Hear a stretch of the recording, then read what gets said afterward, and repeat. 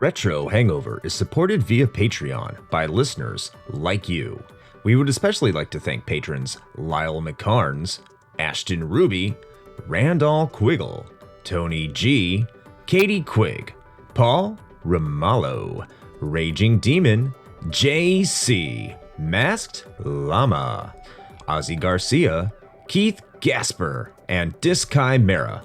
Your continued engagement and generous donations are deeply appreciated.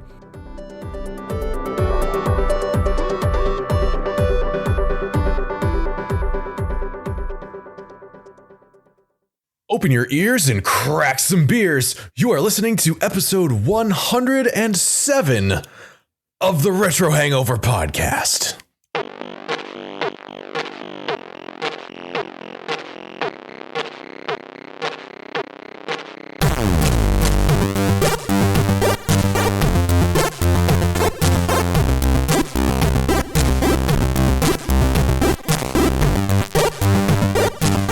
Hello, retro and classic gamers. Welcome to the podcast where we are artisanally attacking aerial anomalies automatically against automated automatons. This is episode 107 of Retro Hangover. I am your co-host, Chris Copleen, with special guest Kelly Branford from Region Free Gamers, and, as always, your host, Shane Purple Dick Dragon!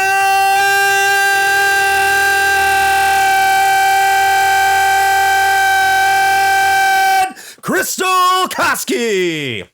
Oh my god, it's back. It's back, everybody. There you go. Apologies to that one dude who likes to sleep to our podcasts, but your time is over. The people have spoken. I don't know if that's even going to come over the audio. I think I just blew my microphone to shit. So hopefully it comes across. Well, we knew we knew it was good because we just completely lost you for a good 5 seconds there. Because Discord was just like, I will not have anything to do with this. Sorry, Ashton, if that sounds like shit. It's the listener's fault. We love you. Wow, you're bringing the listeners. It's always a successful tactic. But by the way, welcome to the show, Kelly. We are so happy to have you here. I am so happy to be here. It's great to be talking with you guys. Mm-hmm. The reason Kelly is here, one, because she's a phenomenal podcaster. That's on a friend of the show, Region Free Gamers. But also because this is a game called Skies of Arcadia, which is part of an event called the King of Games 2000, which actually launched today to everybody over on the Region Free Gamers main channel. So you can go over there after you're done listening to us, of course, and go listen to that episode, which I think is Counter-Strike versus Pokemon. So you will be getting that episode for everybody. And if you're a patron, they've already listened to it. The mystery is gone, which means that's true. If you're a patron of us or the Region Free Gamers, you can listen to the entire series as soon as you sign up. So there's that. There is that. Yes. So there's my plug. There's my self-gratification, our self-gratification. So now that that's out of the way. Oh, I'm so happy to be talking about this game, Shane. How about you? I am as well. You know, I had no preconceived notions going into this thing. I had no nostalgia glasses to distort my vision, such as it is. But you know what? I came out the other end of the experience and I was thoroughly pleased. So I am very happy to be talking about this game today. And I'm certain that you are as well, Kelly. Oh. I know that when we offered it to you, you seemed quite happy about Absolutely. I very much do have the nostalgia glasses, but I'll happily keep them on forever for this game. It's just a phenomenal game. Awesome.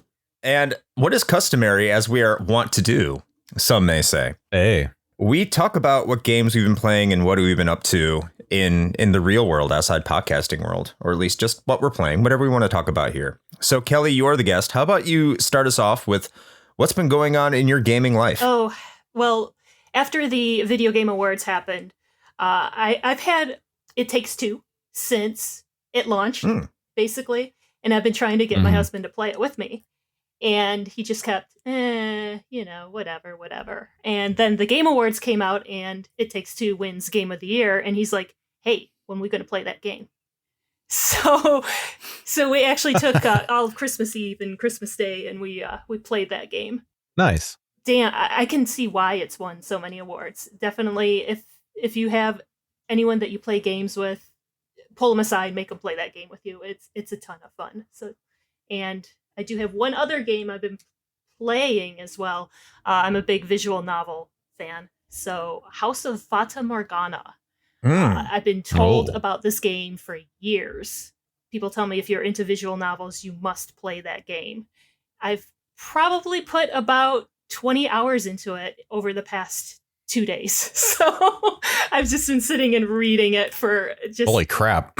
top to bottom. It gets a little slow in points, but for a visual novel, definitely, if you're into reading into visual novels, definitely give that one a try. In terms of like visual novels, because I do not have as much experience with that as you clearly do. Like how 20 hours, like how far is that into the game? Like, are they generally like longer experiences like that?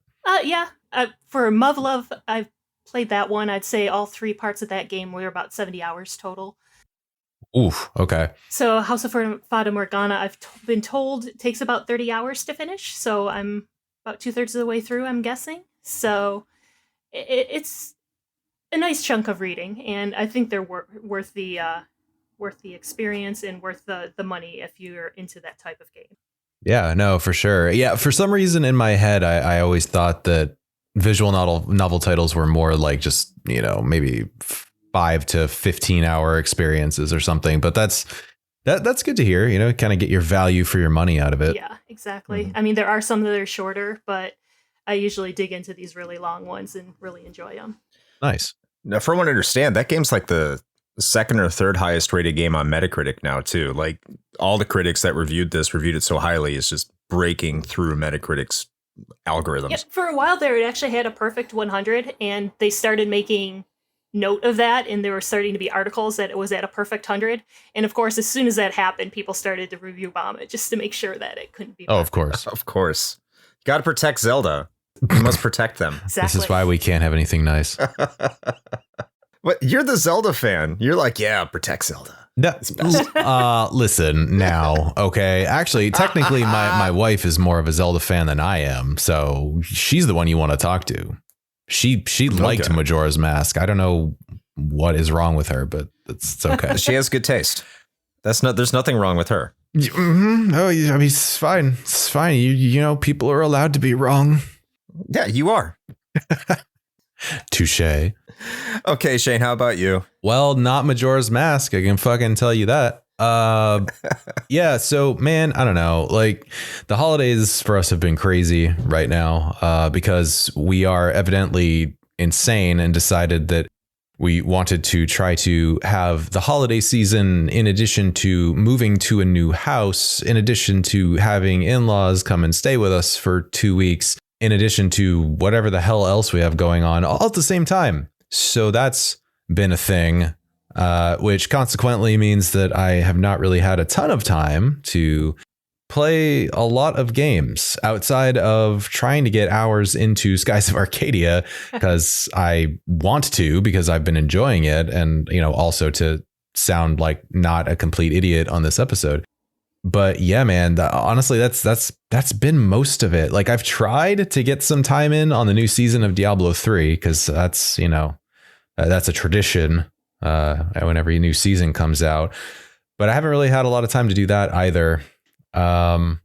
So that's about it. Not really exciting. Like real life has just been taking over. But, soon at the time of the recording of this episode, we're going to be moving in actually exactly a week. So once we kind of get settled into the new place, hopefully I'll have a little bit more free time back, especially considering I have availed myself of the holiday sales and went fucking ham on the 3DS eShop and bought like 4 like SMT games and like 1 Etrian Odyssey title and all of those like 70-hour JRPGs that I definitely have time for right now. Of course. So yeah. You are doing a good job. SMT. We'll do an SMT episode eventually because I got a lot of the same games. So that's going to have to happen. My son's playing them, so maybe he can join us for those episodes. Hey, there you go. I mean, the people asked at one point, when was Chris's kid going to come back on? So there's a demand. Now he's older. He's not as young anymore, which is what time does. Wow. So that's so deep. I'm just the same age. I'm not. I wish. But at any rate, what about you, Chris? What have you been doing? So as far as I go, I have been playing NCAA 2008 in my spare time, which is a weird game, I think, to hear on a podcast like this. Yeah, I was not expecting that.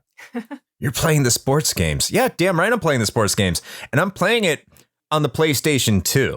I'm not dealing with that next gen shit at the time. Next gen shit, Mm-hmm. There's a lot of features that were in these games that didn't quite make it over to the Xbox 360, PS3, and obviously NCAA football died on the Xbox 360 and PS3 because the last game was in 2013. So it never saw a release beyond that. But some of the things that are there are just really cool. One of the things I tell people from time to time is that the NCAA and Madden games in their heyday were some of the best RPGs that weren't RPGs, just because of the way you can micromanage your players, sign contracts, recruit, upgrade stats, stuff like that. There's a lot of things there that I think RPG fans would definitely appreciate. And yeah, you do have to play the sport to it. But I mean, just think of the sport as the battle system. Like it's your random encounter. Well, it's not even random. It's like a planned encounter. Think that you're playing like Romance of the Three Kingdoms, but with pigskin. And I think you can make it past that. But, that's probably not a good comparison either because no one likes those fucking Romance of the Three Kingdom games. They just don't. They're lying to themselves. Don't believe them. Unless anyone here does. I can't say I've ever played one, amazingly enough. Good. No one has. Yeah. I mean, they're popular enough for them to make like 20 of them. True. But in any case, yeah. Also, do you like Chris's like MO with this, where he'll start with like a broad topic and then over the course of his thought process just get more and more narrow until he's excluded everybody? We're like, what the fuck are you talking about? You were talking about like sport ball 5 seconds ago. Sports ball. I have connected NCAA video games to Koei simulations, and I'm damn proud of it. There you go. Okay. So there you go, jocks. You're secretly Kessen fans. Yeah, there you go. You fantasy football nerds. You're just D&D in disguise. They know it. They just don't want to admit it. Other than that, I just checked into, I guess I would say new command, new job. If I say new job, people think I got fired. I didn't get fired. It's just everything changes in the Navy. It's weird. So I made a new command. I did my physical fitness assessment this morning as of the time of recording. And it seems like even an old fat guy like me can crush physical fitness standards. I am a modern miracle. There's no reason that you see someone as bulbous as me running down a street and being successful at doing so. So there you go. You embrace what you can do and you just do it. And I'm very happy I achieved that score today, even though I was technically told it doesn't mean anything this year. So I'm very disappointed.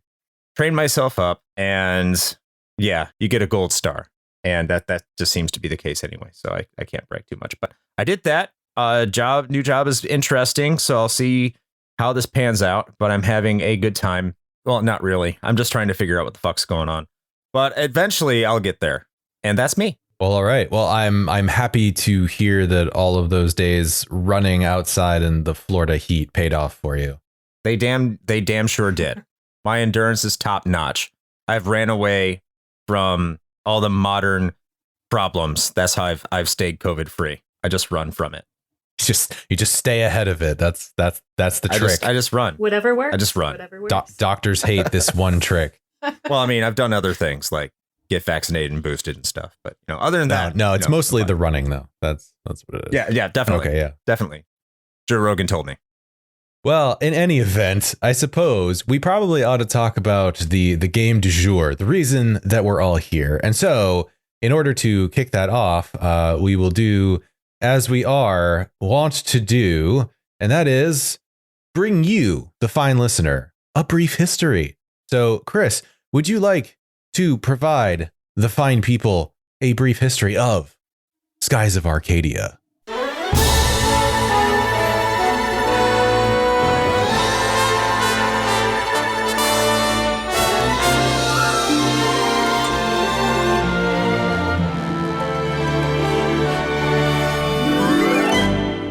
you're not known for being home for great RPGs, and your target market in your home country absolutely loves that genre, how do you try to convince people that you're going to commit to RPGs on your new and flagship console? That must have been a question for Sega in 1999. While the Saturn had seen some success in Japan due to its release of quality RPGs like Sakura Wars and Grandia, among others, it still didn't have the ponies to compete with the likes of Squaresoft and Enix that found their home on Sony's absolutely dominating PlayStation. With the PlayStation 2 looming over the horizon, and the Dreamcast not really garnering the type of sales Sega was needing, it would make sense that Sega would look to bolster its mostly arcade-centric library with an in-house RPG. Not just any RPG though, but one made with a dream team of Sega's best talent within the genre.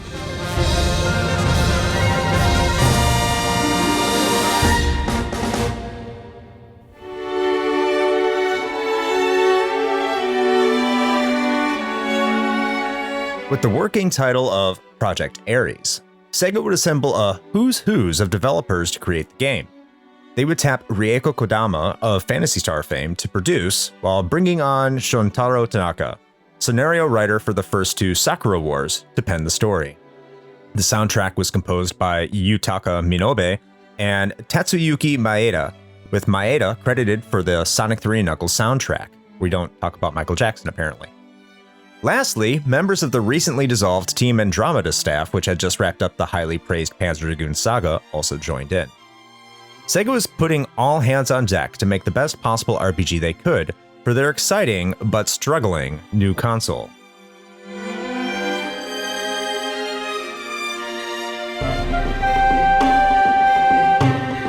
Development would go well due to the Dreamcast being much easier to work on than the Saturn.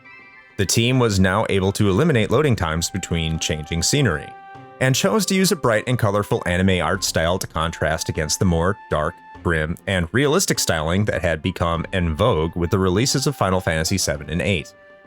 The setting would take place in the sky, and be inspired by the historical Age of Discovery, with much of the inspiration coming from writer Shuntaro Tanaka, who majored in history while at university. Additionally, the team would focus on having party members Aika and Fina being equal party members to Vice, as opposed to them being in need of saving or love interests that were prominent in most other JRPGs. Japan would see the release of Eternal Arcadia on October 5th, 2000, a week delayed so that Sega could release a trial disc alongside the full game. Japan would also see a manga in the same month along with promotion. Localization for Western audiences would amazingly take 4 months.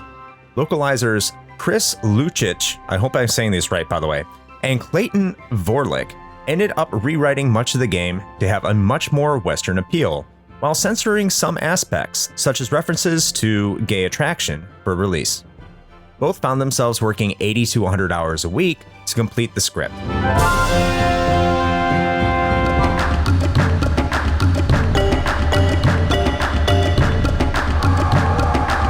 Sega would change the name in the West to Skies of Arcadia, and it would be released on November 13th, 2000 in North America, and April 21st, 2001 in Europe. Release would see universal praise from critics, pointing to its graphical presentation, characters, and storytelling. Unfortunately for Sega, the positive critical reception for Skies didn't translate to positive sales in any region. Because of this, PS2 and PC ports were canned, with the sole port being on the GameCube under the name Skies of Arcadia Legends, which many state improved the game, but still did not find success on the retail market. A sequel was planned sometime after release of Legends, but it was also scuttled due to poor sales and most of the team being on staff for Sakura Wars So Long My Love for the PS2 and Wii, a far more successful series for Sega.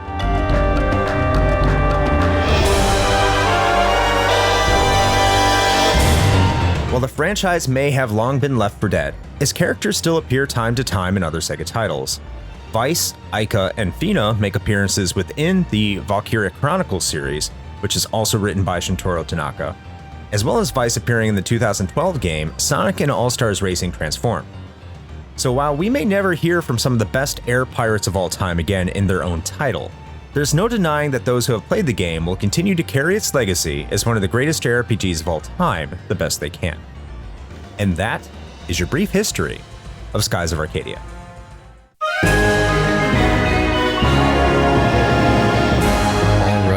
Thank you very much, Chris, for that brief history. You know, it's funny. I just streamed some Skies of Arcadia like right before we're recording this episode, and one of the folks in the chat said, and I'm sort of paraphrasing here, but the two biggest gripes they have with Skies of Arcadia is one, the egregious encounter rate, which we'll talk about later, and two, the fact that it didn't get a sequel. Which I was like, you know what? I'm kind of on board with that, actually. Yeah. Now, were they talking more about the Dreamcast version or the GameCube version? They're talking about the OG version. That makes sense. Yeah. One of the things that I did find in writing this brief history, and I know you're more new to this, Shane, so maybe Kelly, you can fill me in on this information, because I've been wondering this a lot, and this goes to conversations I've actually had in the Region Free Gamers Discord, is Team Andromeda is frequently brought up when it comes to Skies of Arcadia.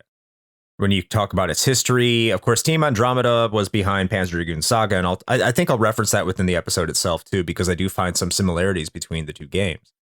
But then when you look at the credits and the staff, I could only find one member who worked on Panzer Dragoon Saga who also worked on Skies of Arcadia. So I keep on seeing this in the history, and I put it down because it hasn't been refuted to any large degree.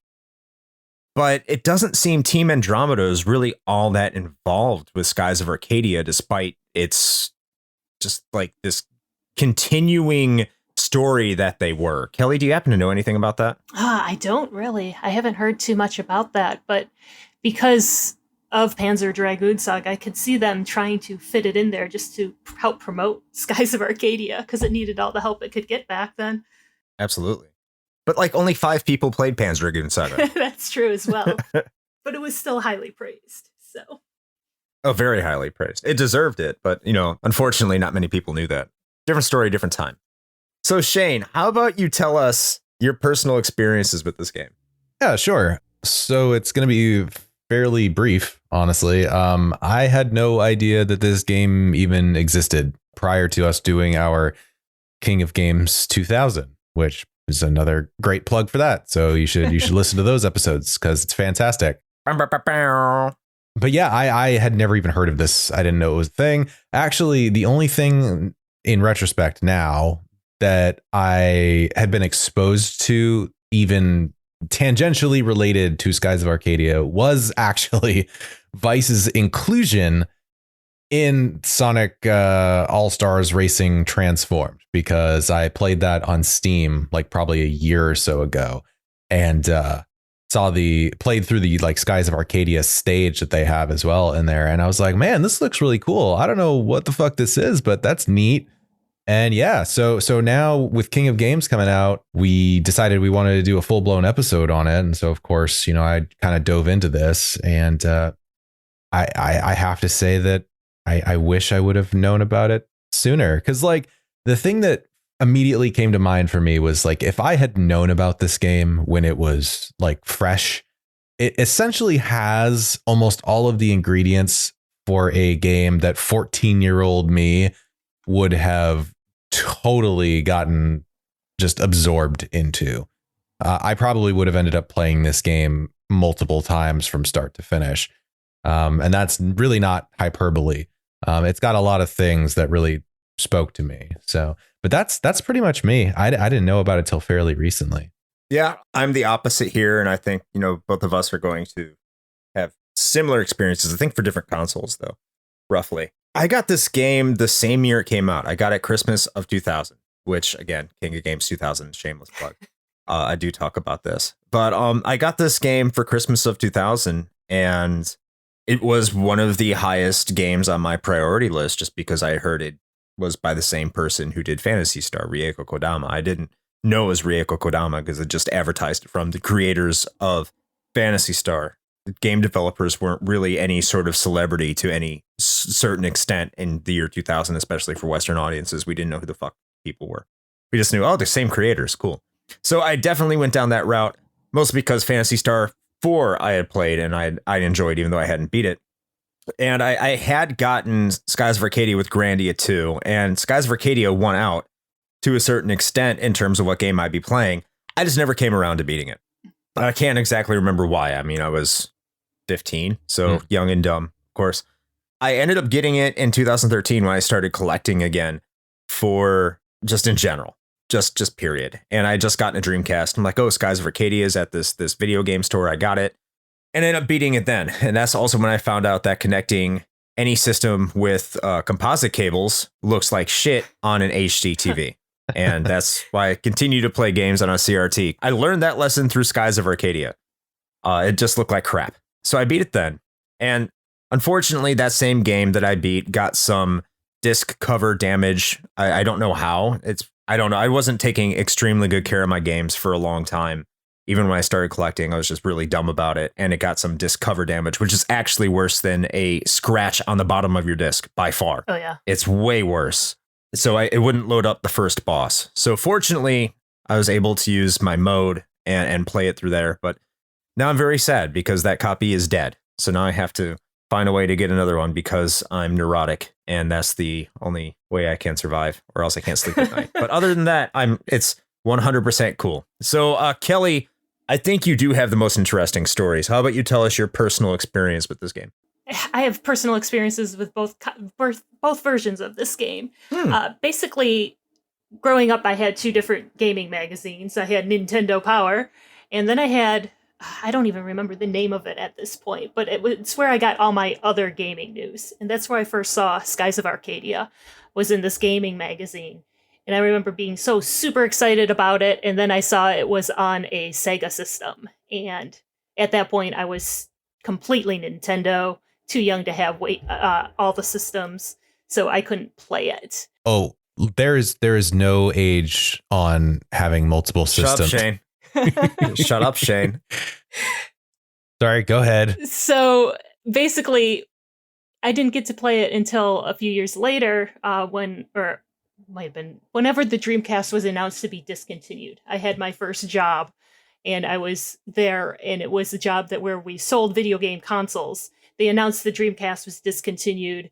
It was on the shelf for $99, and it's like, I should be saving for college, but I want this Dreamcast, so I'm going to purchase that instead. And my main reason to purchase that console was I wanted to play Skies of Arcadia, and I wanted to play Grandia 2. So I hunted down a copy of Skies of Arcadia, played it through the entire way.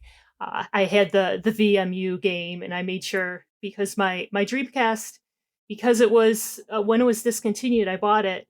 It had a problem even when I first got it, where it would overheat after an hour of me playing it, and if I went into a menu system, it would freeze up. So when playing this game, I had to make sure that I was not going into the menu system a certain way, or the game would freeze up and I'd have to turn it off for a while and I'd lose a lot of progress. So in that downtime, when I couldn't play it, I would play the VMU game. And I don't know how much you know about the VMU game for this game, but you could get experience, you could get items that you couldn't get in the game. You could only get it through that VMU game. When you plugged it back into the game, it would give you all these items. So I probably had all the rare items that you could get from this game just from the fact that I played this little VMU game while I was waiting to be able to play the main game again for my Dreamcast to cool off. And then for the GameCube version, which I've played as well, that was actually the first gift my now husband, when we first started dating. We went to a video game store, and I saw a clearance version of Skies of Arcadia Legends on the shelf, and he purchased it for me. So that's like the first present he ever gave me when we started dating. And that's like the ultimate gift, because that was an investment in so many different ways, wasn't it? Oh yeah, yeah. And I played through that version pretty much right away as well, because I was like, I remembered this game and I wanted to play it again, so immediately went to play it again. I'm sure when we get to gameplay, you'll talk about the differences, because I know there's quite a few, and I've never played the GameCube version, so I'm going to be interested to hear what your thoughts are in terms of differences between the two versions. But before we get to that, we're going to be talking about the plot and the writing about this game and what we felt about it. I'll start. Hey, Shane. Yes. What'd you think? Oh, man. All right. So, I mean, I suppose I should just get right out the gate and say that as far as I'm concerned, I don't think there's anything necessarily like super mind blowing here, but it doesn't really need to be. Overall, I felt like it was pretty well written and it was engaging enough that it didn't need to do anything like revolutionary. It just kind of tells a good story. And it kept me involved for sure. One of the things that I really appreciated was just the fact that like each character has a very distinct personality, to the point where in some cases it can verge on being a little tropey, but you know, that's not a huge sin or anything. I will say that one of the things that you pointed out in the brief history was something that I noticed as well that I really appreciated, was that it was just really refreshing to see like main female characters, like protagonists, who are not just there as like potential love interests for the main male character. Like they're actually functional, integral members of your party and your crew, and they have their own stories to tell. I just really liked that because I was really hoping it was not going to go in that direction, and it didn't. So I was happy about that, because I don't know about anybody else, but honestly, I'm just kind of like sick of having love like subplots just shoehorned into games for no reason. I don't know. Maybe that's just me.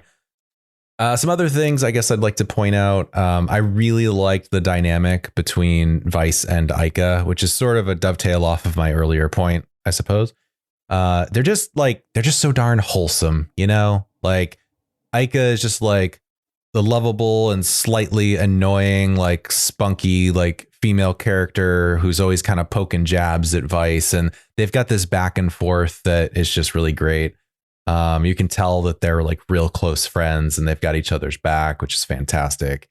And I also really, really liked the Valuin. I don't know if I'm pronouncing that right. I'm going to say Valuin. I don't know. Kelly, you can correct me on that. I think it's Valuin. The admirals, the fact that they were all like very distinct, I just thought was great, because they're like Saturday morning cartoon villains. But yes, but I really loved that though. Like they're so over the top that they're that much more memorable. I think, you know, they're not just like other faceless, like bad dude or dudette. Like DeLoco is actually probably one of my favorites just because of how crazy he is. So yeah, I really enjoyed a lot of what was going on here. I just felt like the story as a whole, like they made a point of making everything feel like it was this just grand adventure that you were going on, and almost everything you did throughout the game, or almost everything that happened, still had that kind of flavor to it, which was just a lot of fun. How about you, Kelly? I think it was nailed right on the head. It felt like an adventure. Yeah, you saved the world, so on and so forth. But it just felt like these characters, they wanted to go on an adventure. They wanted to see the world. It would have happened either way. And you just felt like I felt as a player, I was along for that adventure. I can remember I actually teared up at the end of the game, not because of like some huge sad point in this plot or anything else. But it just felt like my experience and my adventure was over. I didn't get to be with these characters while they were going around seeing the world anymore, and that's the reason I teared up at the end. Yeah, that's how the effect that those characters had on me. I can understand what you're saying, Kelly, 100%, and what you were saying as well, Shane. But more to the character aspect. Going through this game again just recently for this episode, I realized how much this has in kind with Final Fantasy V. It just feels like it took the concept of what Final Fantasy V did and ramped it up to 1,000. Because I'll have to disagree with you on this point, Shane. I don't think the villains were very memorable. I think they were a little too tropish to an extent. Mm-hmm. And they still provide that antagonistic, you know, barrier in order to do things. But I never felt like I was going to location to stop a villain. It was this overwhelming sense of optimism and this drive of just happiness. And just, we're gonna like, yay, go do it. I know it's really cheesy when I say it that way, but when you play this game, the way that Vice and Ica and Fina and everyone that accompanies them in what they're doing is just so optimistic. It's so genuine. And as you said, Shane, it's wholesome, that I really didn't give a shit about the villains. Yeah, I mean, DeLoco, he's good, but I don't care about DeLoco's motives. I don't care about any of the villains' motives, really. And that includes the final, I guess, kind of spoilers. By the way, there are going to be spoilers. 20-year-old game. It's an RPG. I'm sorry. You're listening to a retro show, folks. You are. But like Ramirez and Galatian, you know, they they're just kind of like they're evil for the sake of being evil, which, by the way, is just it's fine when the story is told correctly. Just like X Death in Final Fantasy V. It's fine when your villain is evil for being evil, as long as your protagonists are endearing and wonderful. And that's what you get in Skies of Arcadia. Just being able to explore, and Weiss always being like, yeah, we got it. And Ica always giving him shit when he's being stupid. I think it made the game. It really did. And to your point, Kelly, too, the sense of adventure never yields. It never yields. It's always enduring. And that's what defines this game. And it's written a lot better. It's a little bit darker than I thought it would be, because, characters do have permadeath. They die. You are fighting wars. And this is an era of RPGs where you get like, oh, look, you just beat the crap out of your bad guy and he's just kind of like dizzy. Like, oh, you're going to see him again. Ha, ha, ha. Like, there's no real sense of really anything being on the line. And you do get that in Skies of Arcadia. But it's still cotton candy. It's still cotton candy with gristle. But it's still cotton candy. Yeah, it is. I feel like maybe I should clarify one point, though. It's like, I actually agree with you that I don't necessarily care about the villain motivations so much, because they are very like boilerplate. Honestly, right? Like there's not a whole lot of depth necessarily there beyond just like world domination, et cetera, et cetera. But I guess the point that I was trying to make was less about like their character motivations or anything, and more just like how the game almost goes out of its way to make them like identifiable, like to the point where they do like the, I guess the first thing that comes to mind is like a Tarantino-esque kind of thing, but plenty of other people have done this. But like the call outs when you see them, like for the first time, like where you've got the title like splashes on the screen of like their name and like their rank in the armada or whatever. And like it goes that extra mile of sort of like making them identifiable in their own way. And that's the part that I appreciated. Like they weren't just another like bad guy. Like they each kind of had their own sort of unique flavor. I also got to give a shout out to Drachma. Drachma is probably the best party member outside of the main three that really develops the character. Enrique is kind of lame. Yeah, yes. He's kind of lame. Gilder is just your typical playboy, but Drachma actually has a real arc. Yeah. And I love that about Drachma. Yeah, for sure. I mean, the whole Gilder and Clara thing was pretty entertaining, though. I'm not going to lie.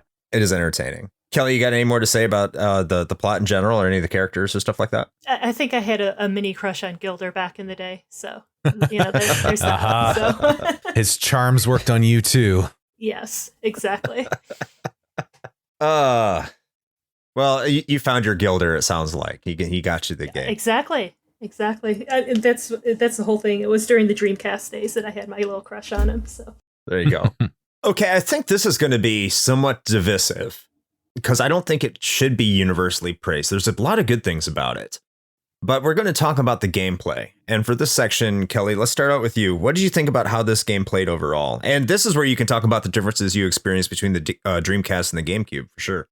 Gameplay for this game, I actually liked, since there's two different battle systems in the game, I actually enjoyed the ship battle system more than the regular. Right? The regular battle system for me, it just seemed like your standard RPG. They did have the whole switching up your elements and your weapons type thing, but that wasn't enough for me to have this battle system stand out. I much prefer something like a Grandia 2, where you have your wheel active time battle system type deal. This one here, it didn't do too much for me, but for some reason, I actually really latched on to the ship battles. Yes, they did take a while. It seemed like they were pretty slow, but I really enjoy just the strategy behind it, making sure you go to a certain way. Do you want to take that extra risk, go in front of the ship, or do you want and try to get it killed in one hit, but what they could kill you, or did you want to play it safe on the side? Those type of things I really enjoyed. It was different than anything else I had seen at the time, so I really enjoyed that. If we're talking about like other parts of the gameplay, I've really enjoyed the discovery system as well, where you have to fly around and find different discoveries. and you were actually timed on it, because if you waited too long to get some of those discoveries, someone else would discover it before you. That was really a great time for me.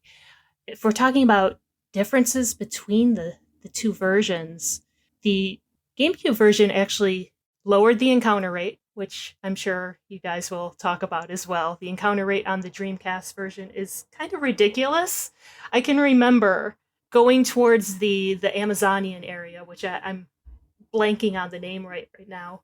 Ixataka? Yes. And I can just remember heading towards that area, and it just seemed, the world seemed so huge.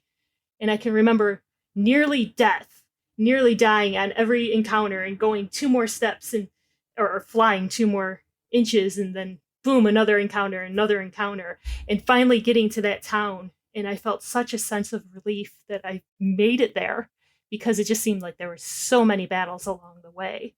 And the GameCube version did kind of fix that a little, but it was still, either way, you've got a high encounter rate. They also sped up the battle system a little bit on the GameCube version.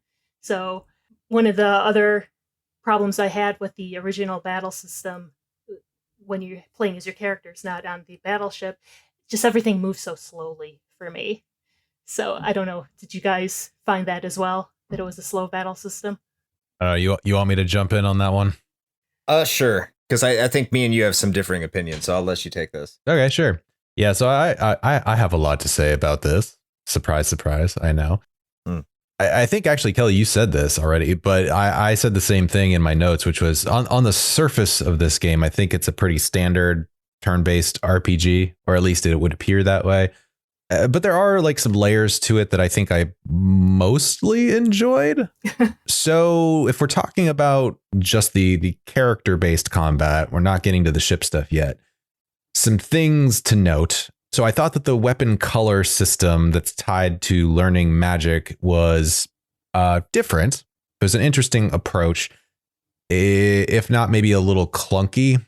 I don't know if it's just me. I kind of felt like it never ended up feeling particularly natural. You were always either just purposely like setting your characters to specific colors to gain that type of magic for that character, or you were swapping to kind of take advantage of an enemy type weakness.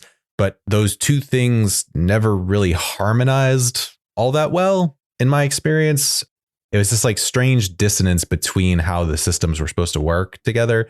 And I just eventually figured out that I just should leave each character on like one color that was quote unquote best for them until they learned all of the spells of that color, and then kind of like swap around from there.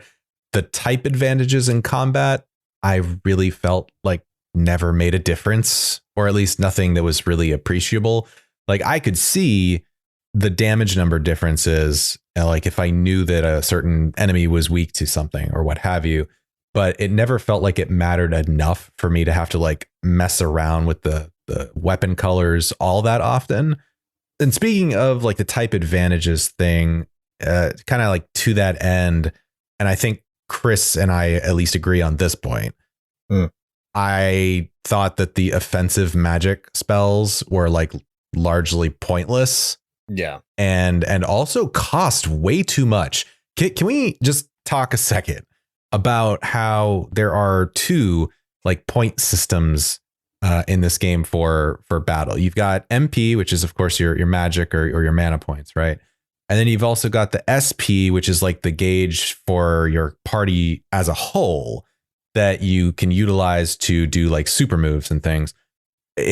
Does anybody know why why magic spells cost both? Like why, in order to cast a spell, do I need to utilize both an individual character's MP in addition to the group's SP to cast a spell? That just seems like way more expensive. Especially when there's items to back up those spells that don't cost either. Exactly. Yeah. And you get quite a few of them, right? Like you get the boxes and like, or the glyphs, things like that. And so functionally, to me, what ends up happening with that is that it renders at least one of your party members mostly useless. And that's Fina. And I don't know if that's like controversial, but like, given that she's primarily a spellcaster because her melee sucks and she's got a bigger MP pool, outside of like some very certain scenarios, which I'll get into in a minute, like I just felt like she was dead weight. Am I the only one that feels that way? Oh no.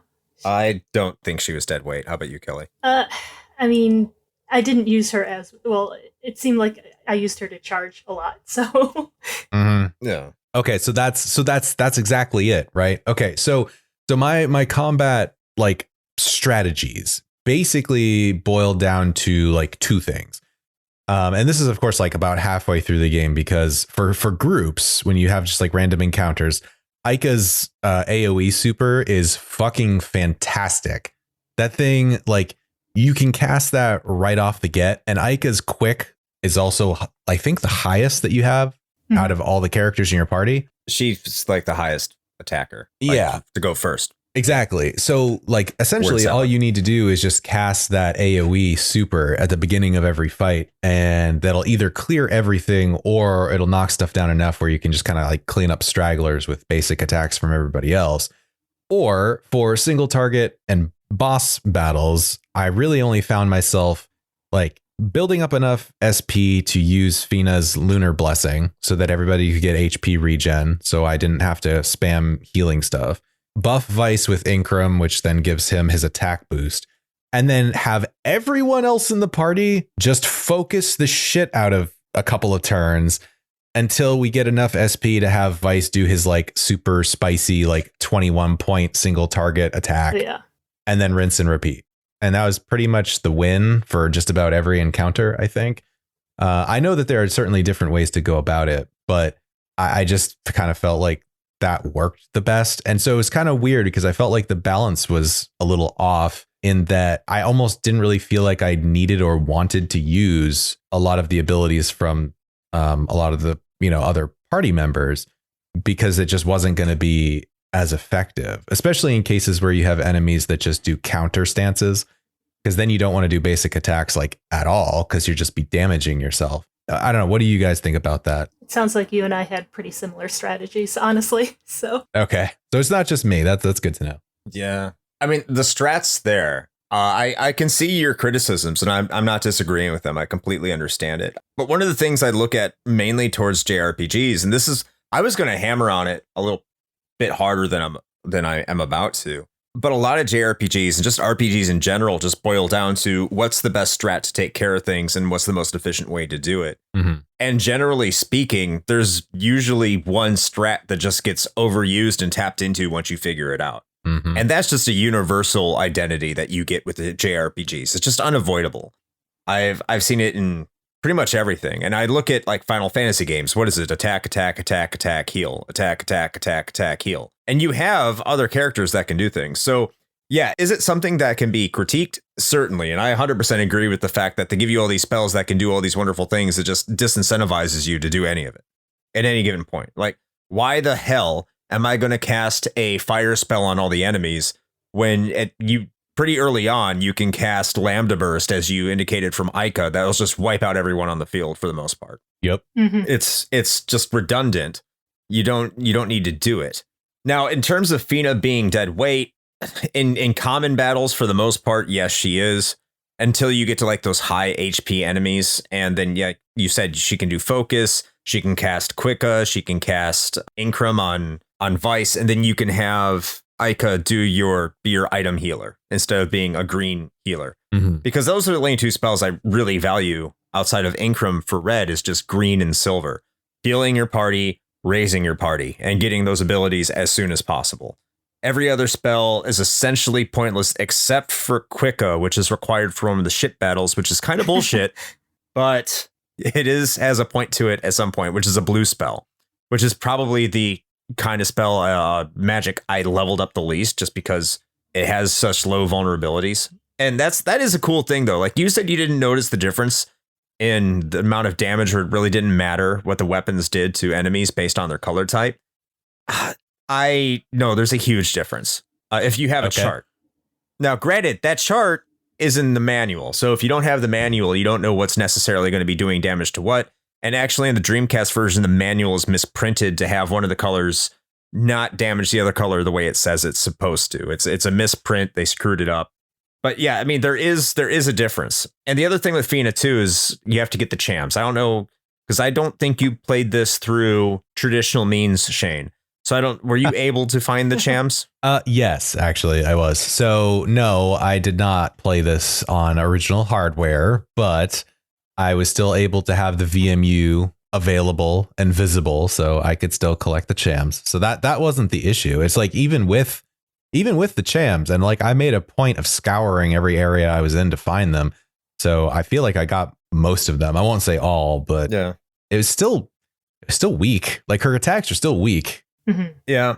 I mean, they're not the strongest, but she has her benefits. One of the good things is that if you cast Lunar Blessing, which heals all your party members like 100% full HP and revives them and gets rid of all status defects, that automatically goes at the start of every battle. So that's always a benefit to have that, especially later in the game when they start hitting you a little harder.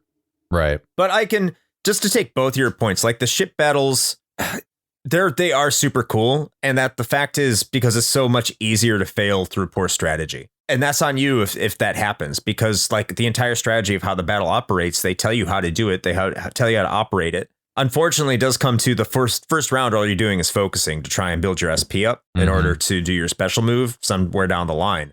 But you can manage it well enough that you won't have to do your special move, especially later in the game, because it does lean on that too much in the early parts of the game. But later on, it's fairly balanced. I didn't even get to talk about the ship battle stuff yet, but just suffice to say, I actually really enjoyed that mechanic as well. I thought the grid system was pretty cool, and it was a nice change up from the usual combat with your characters.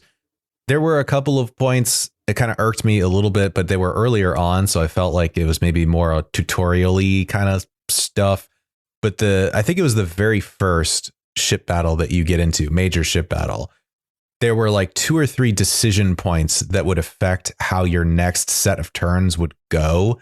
And again, could just be me, but I felt like they did not give a clear enough like indication of which tactic you're supposed to choose to get like the quote unquote good set of rounds. And I failed every single one. Damn. So I got You're just all a terrible the worst tactician, Shane. outcomes. Well, it was like, okay, like should we try to follow behind and wait to see what they do, or should we be aggressive? And I was like, I don't know, maybe we should wait and be tactical. And they're like, fuck you, that's wrong. And I'm like, okay, well, the next time a decision came around in that battle, it was like, all right, should we be aggressive on this, or should we like kind of hang back? And I'm like, well, obviously I got punished for this last time, so fuck it, let's go in balls to the wall. And they're like, what are you doing? You're stupid. Like, I'm like, what the fuck do you want me to do? Just a terrible tactician, Shane. You don't recognize what's in front of you. Apparently this is not. your PC master race training for you. Yeah, I don't know. I guess it's all on me. I mean, and that was the only instance of that happening, though, actually. All the other ship battles went pretty smoothly. I feel like it was just that one was like just super not clear. I will say, though, in terms of the ship battles, if you've played Panzer Dragoon Saga, there is a blend. And this is why when people say Team Andromeda, I can kind of see it. There is fingerprints within the battle system and a blend between the two in a sense, even though they're separate. Panzer Dragoon Saga only had one battle system, which, okay, is nothing like anything that you see here, but there are similarities. So you build up a power system in Panzer Dragoon Saga, very similar to what you're doing here. Like you build up your power, you can do a special attack, and a lot of your battle hinges around that. Magic also costs like points and stuff like that. So there are similarities in how that executes. There's also kind of the green, red, yellow positioning system that you have in Panzer Dragoon Saga that you'll also see on the ship battles. I only bring that up because people say Team Andromeda, and I'll talk about that a little bit in the graphics too. Even though there's no real evidence to say there's a lot of Team Andromeda that worked on this game, at least from what I could find. So there is that. I said I would bring up Panzer Dragoon Saga for that. One thing I do want to talk about is the pacing. So I do think for like the first 2/3 of the game, the pacing is absolutely incredible. Some of the best I've ever seen in an RPG, period, bar none. Later in the game, and I have to bring up this criticism, and it's like almost sad that this happens at this point, because it gets to a point where you can start avoiding random battles while you're flying in your airship once you go above or below the clouds. And for most of the game, you can't do that. But once you can, it's like, okay, cool. But then it gets to the point you have your own base of operations and you have to go to another location, take care of that dungeon, go back to your island, talk about it, go to another location, go back to your island, go to another location, and go back to your island. It really kills the pacing. And this is like an era before fast travel. So you didn't have that. I think if that was there, that would have made the latter part of the game a lot more brisk and the pacing balanced out quite a bit. Yeah, I would tend to agree. And I think that leads a little bit into just a larger overall discussion of pacing issues in the game. Mm-hmm. Overall, while I said this at the beginning of the episode, I actually thoroughly enjoyed my time with this game. So all criticisms, like, please take those with knowing that, like, I actually really enjoyed this. But there were some things, just like we sort of mentioned, like the animations in combat. And of course, it seems like the re-release kind of addressed that, which is nice.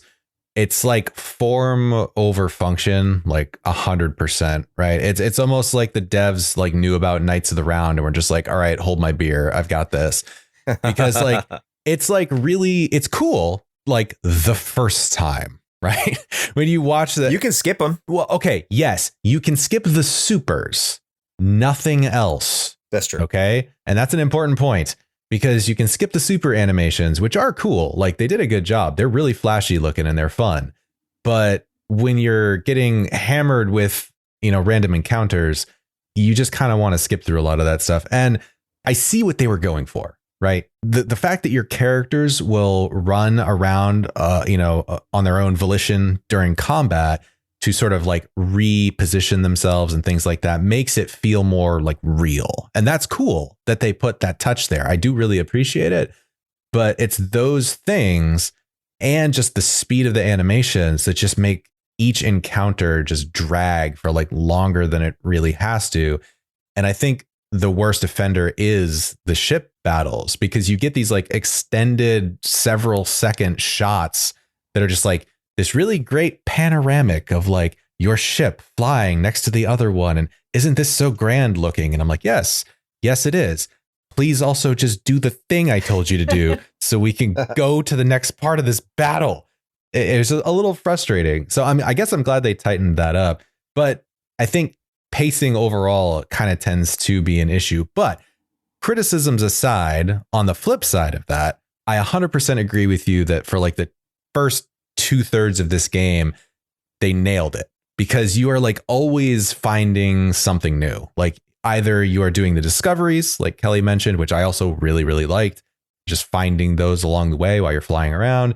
And they sort of like incrementally give you new things, like whether it's party members or abilities or a new ship or locations that you've unlocked or whatever, over that first portion of the game, that you're kind of constantly just being like wowed by things. You're just like, oh, holy crap, I get this now. That's so cool. Like, I was like 28-ish hours into the game when I finally got my cool big ass ship, finally my own ship, and like unlocked the whole like your own base building thing on Crescent Island. And I was like, holy crap, I'm like almost 30 hours into this game and I am still finding new game mechanics. Like, that's impressive. And it never felt like it was too much, because it could, right? Like it could verge on being like, okay, this is mechanics layered on top of mechanics. I don't know what the fuck is going on. I need a guide to help me through this.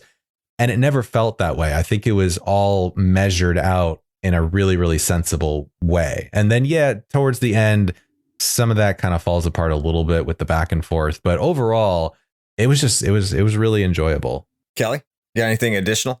No, I mean, overall, I enjoyed the pacing. For like, it did get a little bit of a slog near the end, but just that sense of the world just kept getting, for me, it just seemed like the world just kept getting bigger and bigger. Like, I can remember when I started, it just showed a little small part of the map. Mm-hmm. And then when you got to the end of the game, if you took a look, that part of the map was just so tiny, because the world just seemed so huge. This was the first game I can remember just thinking, wow, this game is huge. And Yeah. it goes back to the story and the fact that it just felt like an adventure. So I think they did a really good job with populating that world and making every area feel different. And I've really enjoyed that.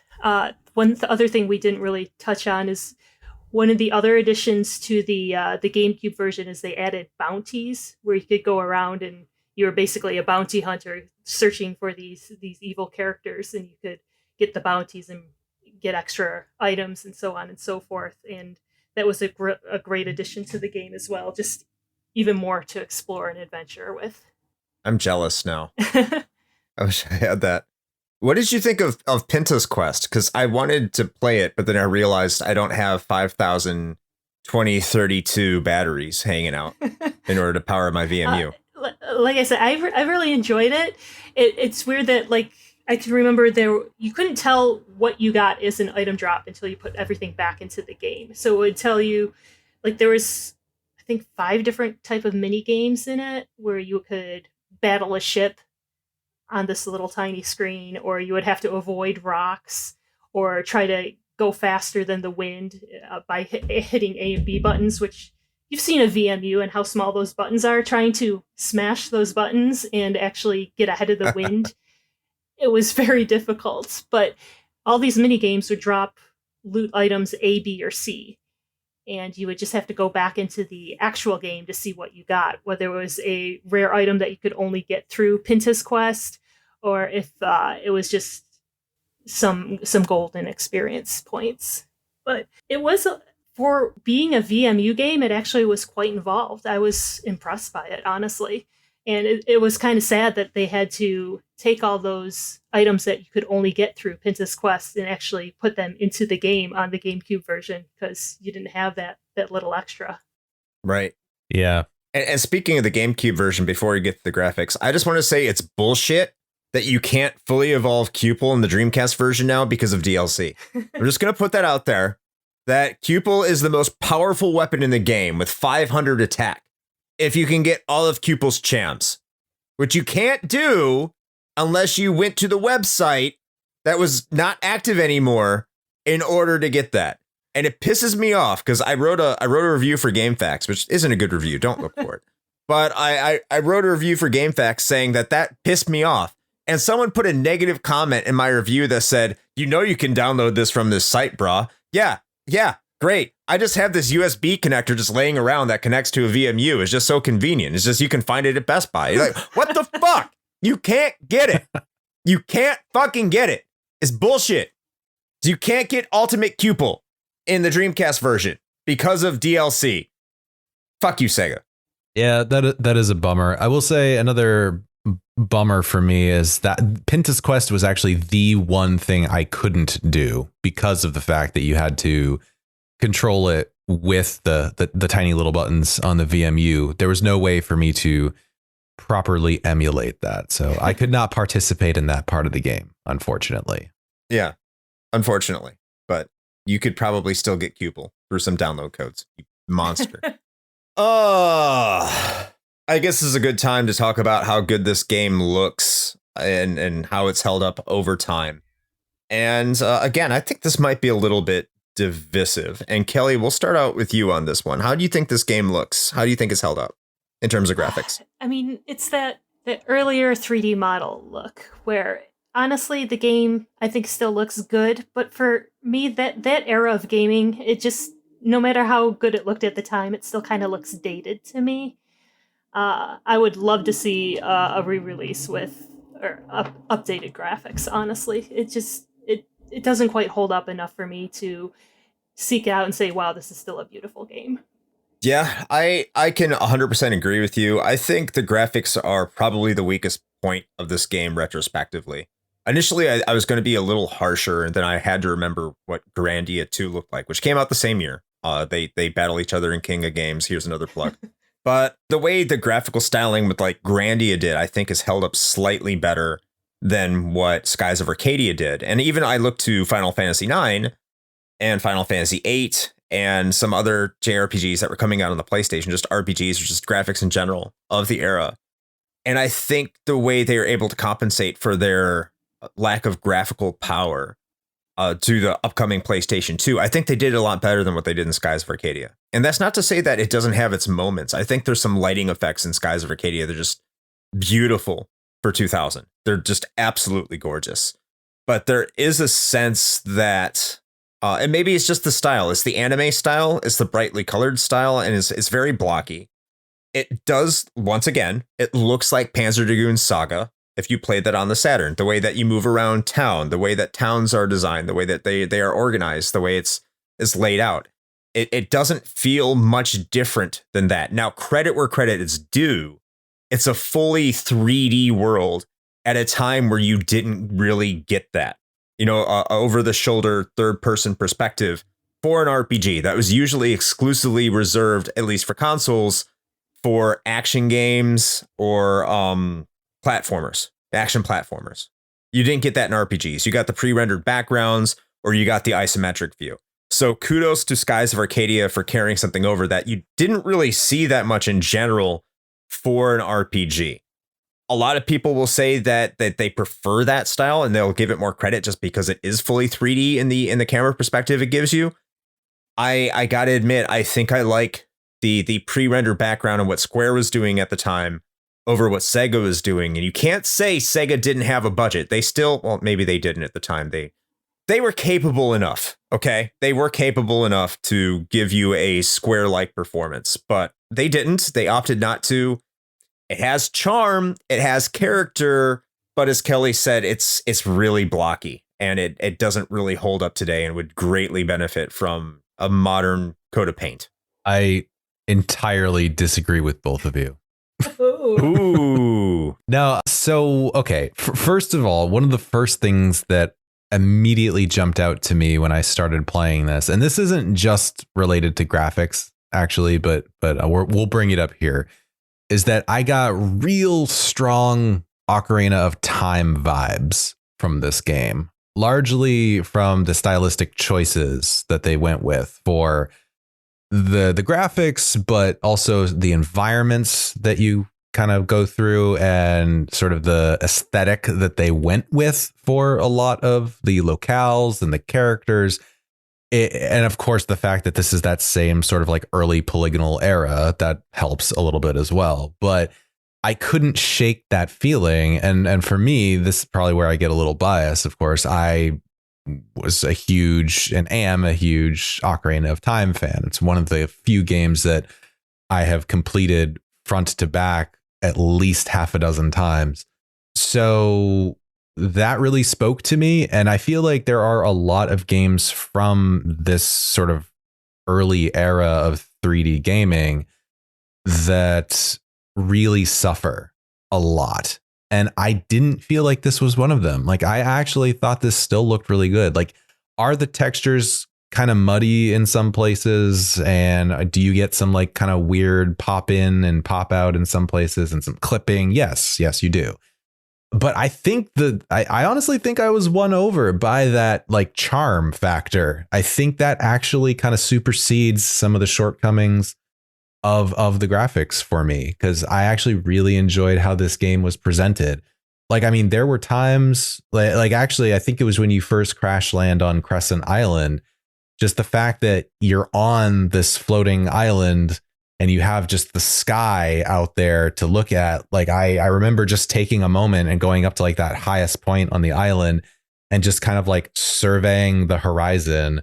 And am I looking at a fucking skybox? Like, yes, I know that. I know I am. But it was still like really well presented. And the other thing that I feel like is a real minor thing, but it really stood out to me and I actually really appreciated it. I think it's a real simple trick, and not at all unique to Skies of Arcadia, but I really, really loved the expressiveness of the facial animations on the characters. I agree. It's just a 2D layer. It's like just a sprite thing overlaid on the 3D model's head, but it works really, really well. And it works because they have so many different unique expressions that go along with what's happening in the story during that cutscene, that I don't know, it just worked. Like, it works better than it probably should. but I wouldn't say that's universal. So there's points where you see Ica and Vice smiling. There's a point where Crescent Isle burns down and they're smiling. And it's just like, okay, I get it. Like, this is that time period. I can't be too overly critical. But if you're going to use facial expressions to strengthen the graphics, which I agree, they do very well. There are times that Ica's facial expressions with the dialogue that's provided just had me dying. Like, Ica's a gem. There's certainly flaws to the system. And again, I don't want to hamper it too much. This is 2000.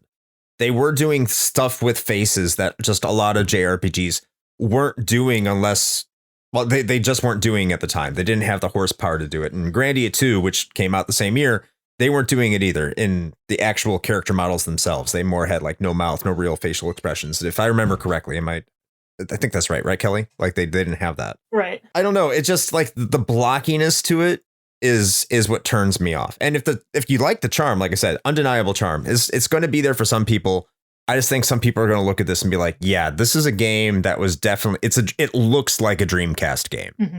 There's no way around it. I mean, even playing on the GameCube version, I could still tell, because by the time I played the GameCube version, it was probably like 2007. So it had been out for a little while. But even at that point, I could look at it and say, this looks kind of dated. Yeah. I never thought that I would be the one defending Skies of Arcadia, Kelly. I'm disappointed. There's still plenty to go. I mean, graphics aren't everything for me, for sure. I can play a game that looks like an 8-bit game, and it's still great. Graphics aren't that important, honestly, for me. Sure.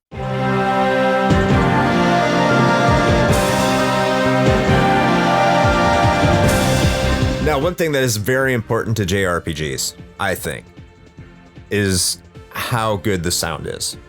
I guess I'll start out with this one, and I'll say that the score to this game, the soundtrack to this game, is utterly phenomenal.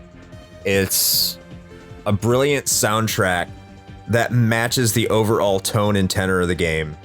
It's inspirational. It keeps the feeling of adventure. It drives you forward. The battle music is fantastic. I love how the music changes depending on how you're doing against bosses. So if you're doing terribly, like the music says, haha, you're about to die and you suck. But if you're doing really well, it's about, yeah, the boss is about to die and you're awesome. And it can just change like that. Ship battles are great. The overworld makes you want to explore. Horteca has some of the best town music in RPGs, period. It's just so good for a town. Maybe not as good as the Xenogears, your town is number one, or as I like to say, your town is fuck. But yeah, the music is really good. The only real criticism I have for Skies of Arcadia is where the fuck is the voice acting. They provided it. I think this game would be much better served with a fully voice acted script. And normally I don't feel that way universally about games, but I really do feel like if this game was fully voice acted, because they did have voice acting to a certain extent. And also, unfortunately, at least in the Dreamcast version, I don't know how it is in the GameCube version, but it's extremely compressed. And it's not, the quality sucks. And there's not a lot of it. So it almost feels phoned in, especially, okay, I'm going to go back to Grandia 2, but it's not just Grandia 2, it's Grandia, it's Lunar. It's a lot of the things that Game Arts was doing. It's where Final Fantasy would be in a year after this. It's just a fully voice acted cast. And I think Sega could have done that and would have served this game really, really well. It's not a deal breaker by any extent of the imagination, but I feel it's a huge, huge missed opportunity. Yeah, I'm right there with you on that one, actually. Like, I wanted there to be full voice acting because they like tease you with it, right? Like it's there, like you get little clips, but not the full thing. And I'm like, man, like I feel like this would have been a full package if they could have just included this. And I don't know if it was a time or technical limitation or what it was. I just really, or budget, maybe, I don't know. But yeah, 100%. I really wish that would have been there.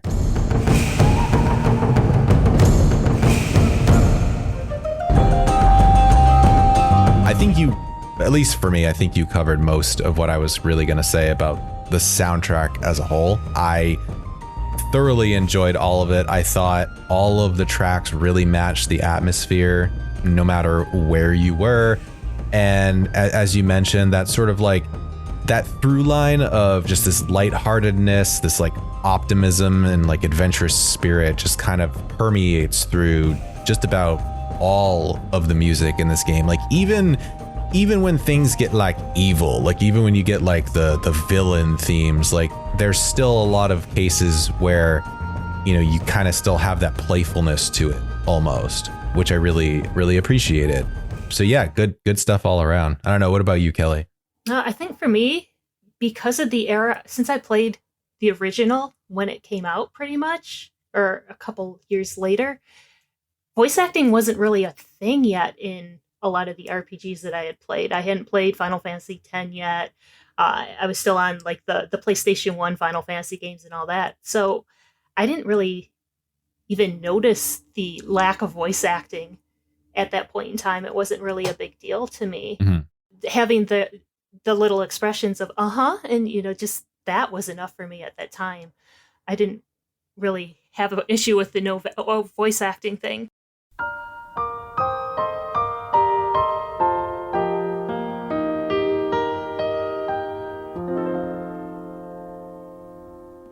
But I do have to agree, the soundtrack was phenomenal. I actually still have a few tracks from the soundtrack on my Spotify playlist. Nice. Kingdom of Montezuma is probably my favorite track on the soundtrack.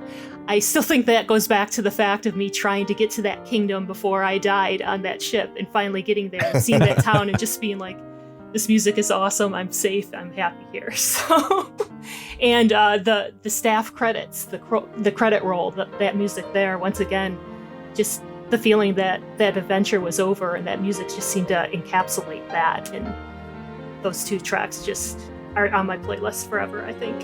Yeah. Audioly, like, I can understand if the voice acting thing from your perspective, like, you don't care for it much. And no, I can completely get it, because RPGs were still not fully incorporating it up to that point. It was more of the standout examples, the very anime ones. It wasn't the rule yet. It was very much the exception to have fully voice acted characters. So no, I 100% agree with you, Kelly. I'm with you. I can understand that point. Still think it's a missed opportunity, but I can totally understand the point. It doesn't ruin it. Oh, and one other thing with the sound too is the GameCube version, much like with the Grandia 2, where the original Dreamcast version versus the PS2 version, the sound got compressed. That seemed to happen between this game, Dreamcast version, and GameCube version as well. So if you want to hear the best musical experience, you want to go with the original, you want to go with the Dreamcast. Yeah, I heard a track from, I guess, Kingdom Montezuma. Is that the track you were talking about? Yes. Is that the town theme to Horteca? Yeah. Yeah, it's way better on the Dreamcast. That's the only one I heard the difference between. I'm like, wow, they screwed that one up on the GameCube. It's not bad. Don't get me wrong. It's way better on the Dreamcast. So go with the Dreamcast version for audio. I agree with you, Kelly, 100%. All right, so I guess we're at the point now where we will wrap things up with a nice little bow and talk a bit about whether we feel this game holds up today or not. I think we traditionally like to leave the last word for our esteemed guest, so we will continue that tradition. So let's start with Chris instead. So Chris, how do you feel about Skies of Arcadia? Is this something that, you know, somebody could jump into and enjoy today? You know, if there's any RPG that you should probably play today, in current year, in current climate of just the way the world is going, if you need something to feel better and just have a good time and feel like everything is okay, it's like comfort food, this is the game you play. This has absolutely held up. I think you look back to the late 90s and early 2000s and how many RPGs wanted to be edgy and how many RPGs wanted to have the doom and gloom and take a while to where they're going. And this game is just so full of optimism and adventure. And yes, there are problems with the battle system, but let's be honest, not every JRPG or just RPG battle system in general is flawless and perfect. You can poke holes in everything. It's still 100% suitable for everything you need to do. The game continues to drive you forward, and it does so in such a positive way. And it's very uplifting, and it made me happy. It's a game that just puts a smile on my face. And there aren't really a lot of games from that time that focused on doing that. There's not a lot of games from this time that really focus on doing it unless you're going to the indie scene. This is a fantastic game that I recommend to everybody. This is an RPG. If you love RPGs, if you love JRPGs, you need to go out of your way to play this. And it's a shame. It is a travesty. It is a crime that we have not seen this game on modern consoles. All right. Well, I'll go next. I think I'm going to echo a lot of those same sentiments, but does it hold up today? Yes, absolutely. I think despite, the handful of criticisms that I had largely around the mechanics, as Chris kind of mentioned, I genuinely loved my time with this game. The pervasive sense of optimism and just adventure is just infectious, and it is a joy to play, to the point where you can honestly overlook a lot of its shortcomings because the package is just that good. My only wish is that I would have known about it sooner. Coming to it later in life, I was like, man, I feel like I've been missing out. I think if it had been on maybe a different console, like if this had been released on like the PlayStation 1 or something, I feel like it would have been more widely known and beloved than it is. I mean, it's gained its own cult status in its own right at this point, and I think it's been finally gaining the respect that I think it deserves. But from what I understand, it was pretty critically panned when it first came out, which is really a shame. No, it was critically very well received. It was just not commercially. It was commercially panned. No one bought it. I don't know. I had seen something where there were some outlets that were less than favorable about this game at release. I'll have to go back. I may be wrong. I tend to do that. But overall, yes, I think it still definitely holds up today. It is worth the time investment for sure. All right. So Kelly, what do you think about Skies of Arcadia? I think it's definitely one of the best games of the era. To this day, I only have 4 Dreamcast games, and this is one of them. And like I said, it's the main driving force behind me actually picking up the Dreamcast at that point in time. It definitely was worth it. And when you guys came to me and said, hey, we want to do an episode on Skies of Arcadia, it actually made me really happy because it meant I could go back and have an excuse to play this game again, because we all have huge black backlogs. We all know that. So just having an excuse to go back and revisit the game, it's a great time. I unfortunately didn't get to play through it all. Hopefully I'll get a chance to finish it someday. Yes, is it perfect? No. Not too many games out there are perfect.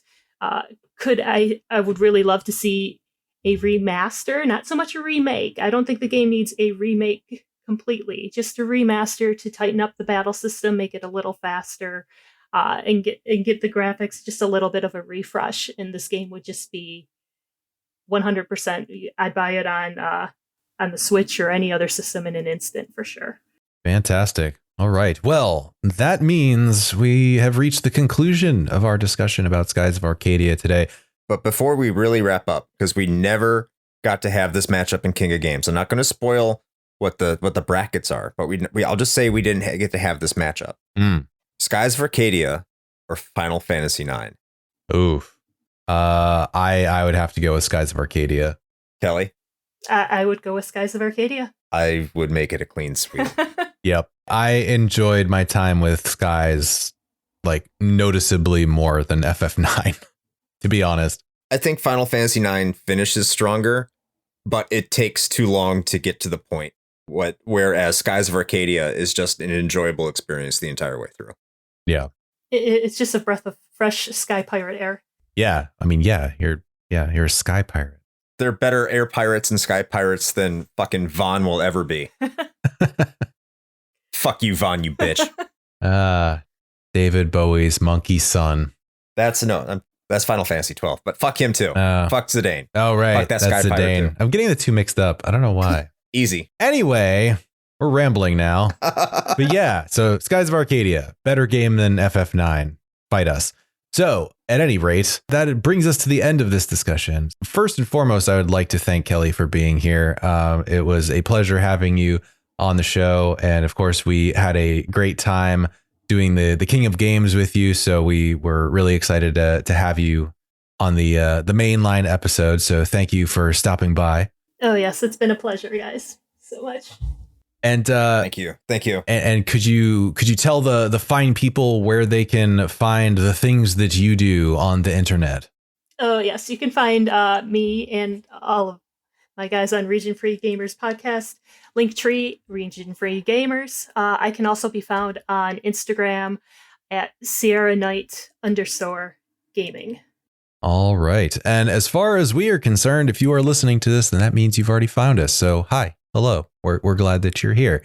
If you'd like to engage with the show and some other ways, we do make that available, and we make it easy. We too are cool kids with a link tree. So you can head over to linktree/retro hangover. That's linktr.ee/retro hangover and find all of the different places that you can go, such as our socials or the Patreon or our merch store or the YouTube or Twitch channels or our public Discord. Come in and hang out and say hello. We've got a pretty fun little community going. It's always a good time, and we'd love to have you. On that note, Chris, would you like to mention our stream Sundays? Yes, so if you head over to twitch.tv/retro hangover, you can catch us streaming on Sunday nights at 9 p.m. Eastern time. And we'll be streaming a game of some sort. I've been playing Lunar recently. I still will probably be playing it on the nights that I am streaming. It's Lunar Turtle Blue for the Sega CD. So when you show up there, don't ask me if it's for the PlayStation. It's not. Thank you. All right. And we'll be playing a game. Shane will probably not be playing Lunar because that's my game. I don't know what he'll be playing. But we do play games, and it is a good time. The discussion's a great time, and we'll love to have you there. Absolutely. All right. Well, I suppose with all of that being said, until next time. Play with your yes, Vice is better than Balthier joysticks.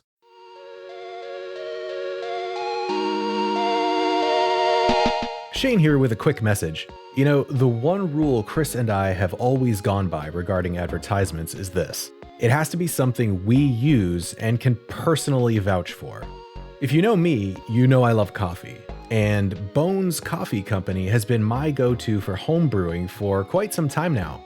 Their small batch beans come in an impressive variety of flavors like Mint Invaders from Chocolate Space, or Electric Unicorn, which I swear tastes exactly like Fruity Pebbles.